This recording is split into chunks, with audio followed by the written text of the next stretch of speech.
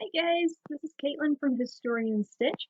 Um, First of all, if you hear music in the background, I apologize.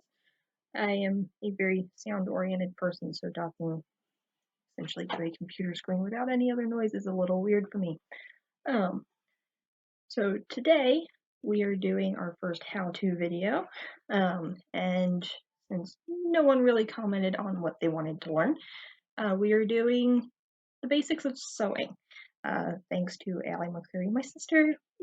Um, so basically I have a swatch here, looks just like this. Has the basic 6 stitches, give or take, most of 4 of which are actual stitches, the other 2 are things you can do with those stitches. So basically what we will be going through is a straight stitch, a back stitch, whip stitch, a hem stitch, basically what I call it at least, a buttonhole and how to make it, and a patch. Patches are a little bit tricky, but they start to consolidate all of those stitches we'll be going over into one thing. So, the first thing we will be doing is the straight stitch. I tried to make them color coded, so it's this one up here. Basically, that stitch goes through the material up and down very simply. It looks just the same on the back as it does on the front. But before we can even get to that point, we need 3 basic things. We're going to make this as basic as possible. The first thing will be thread. For our first stitch, I am using bright red thread so that it gets distinguished from the rest of it. You also need a set of scissors. Mine are attached to my hip, so you will not see them very often. As well as a sewing needle. Sewing needles are very different from sewing pins, mainly in the fact that a pin has a head. Sewing needles do not. They have an eye, which is where you put the thread through. You will not be able to see it on the screen, though I would usually show you where it is. Now, in terms of sewing needles, there are many different kinds and many different sizes. My personal favorite is the tiny one, because the smaller the needle, apparently the smaller the stitch I can make. Though you can have ones this size, which is a little less than an inch, or you can have them as big as this one. This one is an embroidery needle. You also have cross-stitch needles, you have leather ones that look like small daggers on the end, different ones like that. I will be using the tiniest one I currently have though.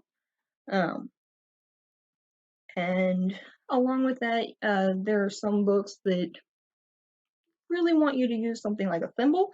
I have a tendency to use one now. I didn't used to. I used to hate the things, but mine is a very simple metal one that is adjustable.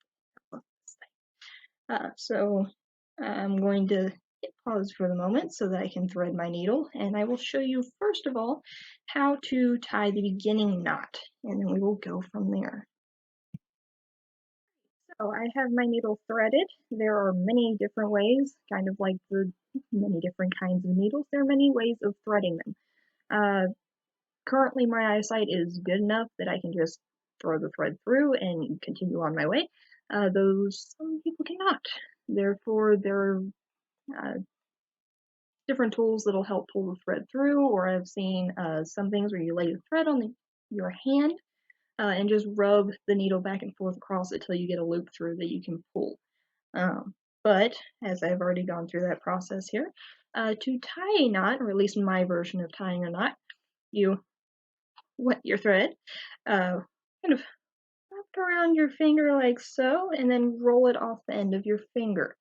That process pretty well ties up your thread at the end there, over on this side, and then you can wrap your finger towards the end of where it's spun and pull down. That pulling down motion ties it into a very nice little knot, which you can then just take and go from there. As we are going through, since we are just going straight from that point on, I'm going to try and go through and make it so that you guys can see exactly what I'm doing. Bit of a difficulty, considering I am using a computer screen, and we will see how this works. So basically you go, this will work, it should. I've already started poking it through the material, and you just go straight up and down. Now, I have a tendency to go and put as many as possible, many up and downs that is, onto my needle, like that. Usually I can put 7 or 8 of them on there, but you gotta be careful when you're doing that, mainly because when you do, when you're pulling your thread through, it tends to get much knotted. Yes, that is English, correct? Knotted more easily in comparison to other variations of doing this. That's all kind of varying depending on who you're talking to, but that's been my experience at least. But basically, like I said, just an up and down motion. This is usually done with 2 pieces of material rather than just one, but as I'm making a second swatch of stitching styles, this is what we've got. Like I said, it looks just the same below on the underside as it does above. Apologies, you can't see that. We are going to go back up here. On the back side as it does the front. But when you're doing that, there are variations as to how you can do a straight stitch too. I will say, when you're doing straight stitches or any stitches of any kind, you don't want to make them too small. The smaller the stitch, the more threads you're pulling apart in your fabric. And then the farther apart they are, the looser that seam is going to be. So you kind of want that in between. When you're working with cottons and silks, you want very, very tiny stitches. It actually helps hold those materials together in a stronger form compared to working with wools, which don't really allow for tiny stitches. You can, but it takes for linens. Linen tends to be, though a very strong material, can also be very brittle if you put too many holes into it. So we have a basic just up and down stitch, and then at the end of my row here that I am making currently is the ending knot. Now, for the rest of this video, I'm not going to be showing you how to begin or end a knot constantly. I will for the next variation of stitch, but that's about it. Once you get the hang of both of them, fairly easy from there. But for me, when I am doing my last knot, I go back. When you understand what a backstitch is here in a moment, this will make much more sense. But you basically go and make a backstitch movement, which is to go directly back into the stitching that you have already done. And you make kind of a smaller version compared to the rest of the stitches that you were making, just enough that it holds into some of those threads in your fabric itself. And then doing that, you push it the rest of the way through, but hold the loop. Holding that loop, you are going to pull your needle through it. And once you have, I have my main loop here. I have a small loop here that is still attached to the needle. You grab that one and draw the big one out. And then you go back and forth that same way. So I'm going to go back through that main loop that is still attached to my needle, grab the one behind, and I do this about 3 times on average. Once I've tied my tiny little knot, very flat kind of a knot compared to some that other people will constantly do. After I've tied that, I will go back and go through 1 or 2 more times without tying an extra knot. Those 1 or 2 times back help hold your extra thread down, and if you're washing it immediately after the garment that you're making, at least, your knot's not as as likely to come unraveled immediately, at least. So let me snip that thread off, and then we will go on to the next one. Our next stitch is a backstitch. And as I said, you will understand a little bit more about how that final knot works once we go through this backstitch, this variation of backstitching, at least. So for backstitching, this one looks very different on the back of your material or garment compared to the front. This one is the purple one, is the second one here. It looks basically like a chain stitch, which is basically what our sewing machines make today. If you look at like the inside of your jeans, that is what it will look like on one side, and then on the other side it will actually look just like this. The one problem with this variation is you can pull up some of the thread itself. Despite that, this is actually the strongest stitch you can make. Now this one, just like every other stitch that you could possibly do, there are many different variations on it. Most of which are actually tied to the time periods in which they were most popular, at least from what I've gathered. So this variation is just one that I learned from both my mom and my grandmother. They taught me through quilting and other small garments that I would make throughout my younger years. But I'm going to again hit pause and we'll see how this works.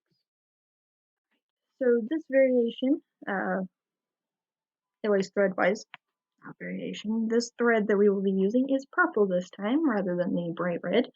And again, for your beginning knot, you wet it, wrap it around your finger, roll it off, and pull it tight. I've done this enough times that it's basically just a repetitive movement, and for the rest of this video you will not be seeing that process very much. Now, for the backstitch that we are doing, I'm not going to be doing near as much as I did on this swatch at least, as I did for the straight stitch, mainly because a backstitch takes up much more thread. Mainly due to the fact that you are going forward and then backwards and forward and back. That is basically the movement that I will be showing you. Now again, we're going to start, and it looks very much like a normal straight stitch when you first start it, at least. You pull it through, and immediately you are going back to the knot that you made to begin with. Now it's a little bit hard to see here because the sun keeps deciding to suddenly come out again. But you can see where I went back to the knot and pulled through just past where the thread came through to begin with. And once you've done that, you pull it all the way through. And we have our first stitch. If I can get the knot out of it. My apologies, I will be seeing quite a lot. And here we have our first stitch. Now it is very small on the front side, and then you look at the back, and it is literally twice the length of the first one you did. That is the strength of the stitch, basically. It is that backbone. And then we're going to do it again and again. Like I said, I'm not going to go through the entire length as we did in the first one, but just enough so that you can see exactly what it is I'm doing. Yep. Basically, we now have two stitches.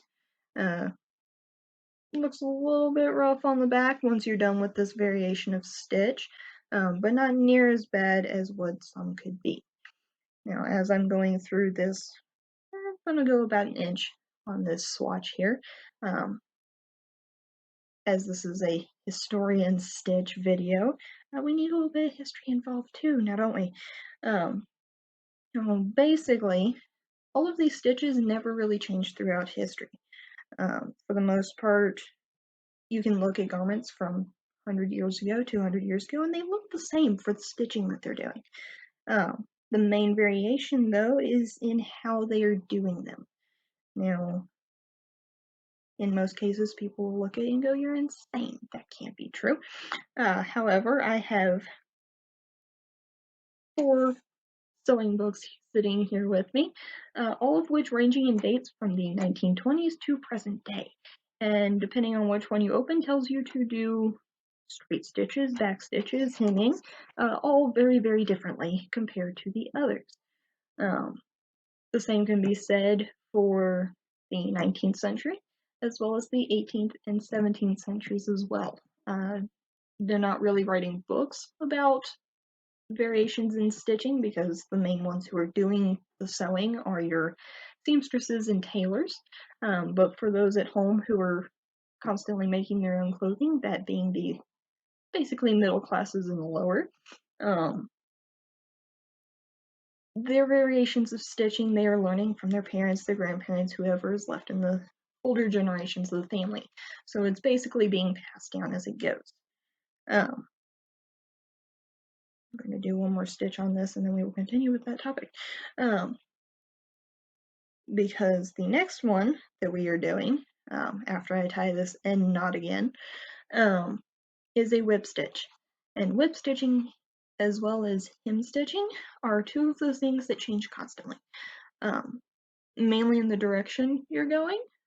For most hemming, you want to go away from yourself because, at least for me and many others who have taught me through the years, it is easier to go forward. You're not near as likely to stab yourself as you pull the thread out. Though, in the case of a book that I wrote about on this page not too long ago, the Women's Institute of Domestic Arts and Sciences in Scranton, Pennsylvania. According to that textbook, you are supposed to go towards yourself, which I have realized when you're doing undergarments and things like that, when you're going towards yourself, you're actually making much smaller stitches. And that smaller stitching method is actually much nicer when you are putting on the garment itself. You're not as likely to pull apart those stitches. And I will explain that here in just a moment. So, for the explaining of the second one, first I'm going to show you what our finished product of a backstitch is. You can kind of see the back side here, one very long running stitch, as well as the front, though it looks a little bit neater on the front side than it does the back. Now the next one we're doing again is the whip stitch. Whip stitching is exactly what it sounds like. Basically, you're just going through pulling as much of the material together and kind of bunching it. Now for me, this is our version of whip stitching, this pink one here. Just kind of as quick and almost rough as you can go. And then the back side looks like those straight lines there.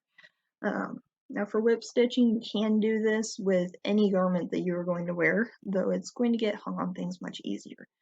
I have also used this very stitch for basting.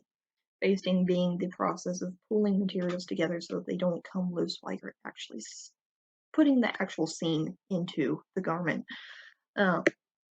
Basically, this is a quick and dirty thing. If you have something that is completely falling apart, you can throw this stitch into it and you're good for at least the next 2 weeks, or at least 2 weeks worth of wearing. So to start that, we are using a bright pink, peachy pink, to distinguish it again from the rest of them, and we will go from there. As this is a quick and dirty kind of thing, I will tell you, I have used this many times, and it has worked longer than that 2 weeks worth of wearing, so 14 days. Mainly in a lot of my reenactment skirts.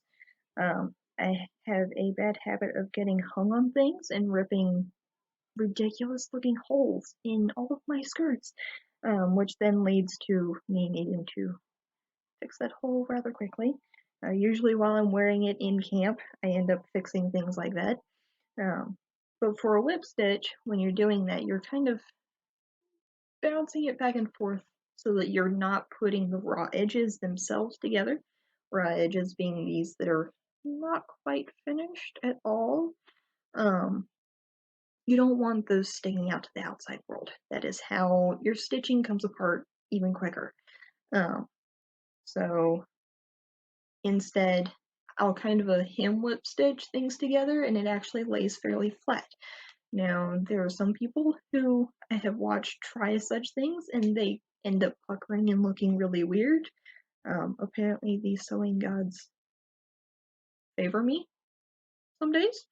But for a whip stitch, I started it sideways because that is the direction I will be going, is down, at least for the camera here. And basically, your backside you want to look as straight as possible. So I'm going to go up and to the side, and you're kind of making a Z with your stitch. If all of the thread was sitting on one side, it would look exactly like a Z. This stitch you can either leave very loose and it just tacks things down, or once I get a few stitches here, you can use this even as a gathering stitch, not just for that bias. So if it was a gathering stitch, I've pulled it tight, so it's kind of puckered up like that, and you can pull it even tighter. It makes very nice little, to a side that's not too bright. You can see kind of the S shape that it'll give to that material, and it's very nice if you're looking for a smocking stitch or something of that nature. This, compared to all of the other stitches, has never really changed. You can cut open tailored coats from 100 years ago, 200 years ago again, and for the most part, whip stitching or the basting stitches are going to look exactly the same. There is only really one way of making them, and that is this. So I'm going to continue on, probably about as long as I did for the straight stitch, and then we will go on to a hem stitch. Hem stitching requires two pieces of material rather than finding a second piece to have to fold over and show you guys that whole process. I'll show you a slightly different variation. Alright, so the last stitch that we are doing, because I would like to keep this shorter than 30 minutes if possible, we will do the last two in a different video, is the hem stitch once again. I'm going to apologize. For a hem stitch, you first need something to hem together. Now, in most cases, that hemming process is two seams put together, something akin to this. And then for a hem, you are rolling it. A rolled hem, let me do it from a different side that isn't sewn on already. You take your two pieces and you quite literally roll it twice, making sure that rough edge is underneath the original, underneath the new edge. The new edge being this really flat spot right there. That is what we will be stitching to the main body of the garment. Now, if you are actually making a garment, once you have it, usually once you are doing this on a garment, you open up the material itself. I have nothing here that I can show to show that process. But basically you open it flat so it goes straight from here. We'll say about where my knuckles is where the seam is. And you open it up so that it's flat. Once you have that flatness, then you roll it, pin it down, as I will do here in just a moment. And then I will show you the hemming process. Now, because this is only one piece of material and not two, I'm just simply folding it. That way I have the new smoother edge look at least, but not necessarily a full seam that I'm trying to pin down. This is one of those things that I do tend to pin down. Some people choose not to. I'm not quite sure what witchcraft that is, but I applaud you for it. I have also gotten into the habit, I didn't used to do this either, it's kind of like the thimble, gotten into the habit of ironing things down. Iron everything, if possible, because it makes life so much easier. I used to not do that, and most of those early garments are very wrinkled and puckered in weird places, so not suggested. Now, for a hem stitch, it is exactly like your whip stitch, except rather than having these edges be your front and these straight ones being your back. I just pinned this backwards. That is a common factor too. Also not suggested to put pins in your mouth. Rather than having the zigzag effect on your front, you still have that zigzag effect, kind of. It's a little bit more hidden. It's that blue one right below the pink. But on the back, I have very small, almost invisible nicks in the fabric. This would be your front side in this case. Hemming you do from the back, that way you don't have this ugliness sticking out. Once you've done that, the smaller the hem stitch, the better it is actually. Especially if you're doing skirts, pants, things like that, you want very small hems. Whereas if you're just doing a quick throw it together mock-up, you can do the hems as big as you need because it's basically just a guideline of this is about how far up I need to go. Now for our hem, let me repin this real quick and then I will show you basically how this one works. Works basically just like the whip stitch, like I've already mentioned. However, much prettier. Now when you're hemming garments, there are technically, again, many ways of doing it. With what I learned at Shepherd University in our apparel construction class, you can do it like I'm going to be showing you now, which is by hand. There are different hemming methods that you can use on your sewing machine if you have one.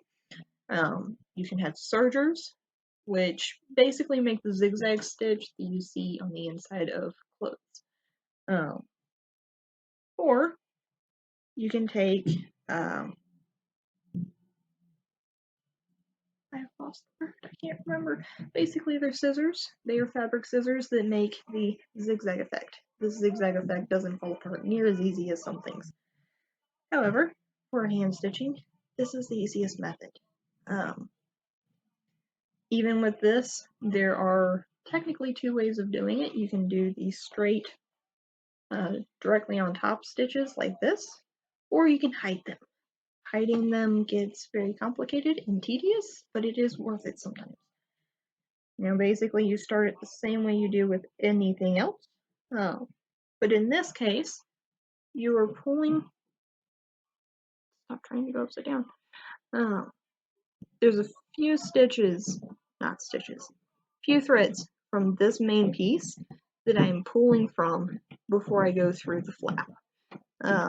You want to go as close to the edge of this flap as possible without only grabbing two. You want a good chunk on this flap compared to the main body, mainly to help hold it all down. But basically, just like the whip stitch, you're going directly up, making almost a Z shape if it were all directly on top of the fabric, and going from there. Now, some days this can take hours, and some days this can take all of a few minutes, depends on what you're doing. In the case of what I tend to do, it depends wholly on my attitude for the day. Up until a few days ago, I had 6 garments that needed hems, at least replaced in them, whereas some days I will sit down and get it done in about 30 minutes. So all depends on you mainly. But yeah, those are our main, at least in this case, 4 stitches. If you have any questions, please put them below. And also, if you would like to see, obviously we're going to go over buttonholes, buttons, and patches next time. If you'd like to learn anything else, or would like to know about anything else in particular, I've already said this, but just put it in the comments below, and we will see what we can do. Thanks!